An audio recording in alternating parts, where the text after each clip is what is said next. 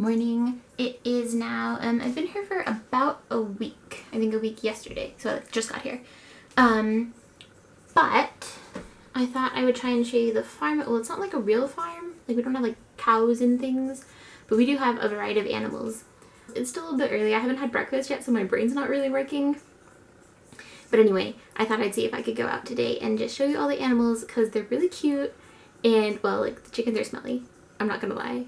I would love to have chickens to have fresh eggs, but I can't deal with the fact that they're smelly. So I'm never gonna have chickens, probably. I have the day off work, school, volunteering, whatever it is that I'm doing, because there's no English class on Wednesdays. It's really pretty today. Sorry. Let's see. Can I show you? It's quite lovely out there this morning. It's a bit foggy because it's kind of cold, but I just really love looking out my window. I don't know about you. I think it's a pretty enjoyable view. I do think I just have some really lovely fall colors out here. And over there is where a bunch of the animals and things are kept. So, that's what we're gonna do today. I think I already said that. Did I? I don't know. Okay, let's go.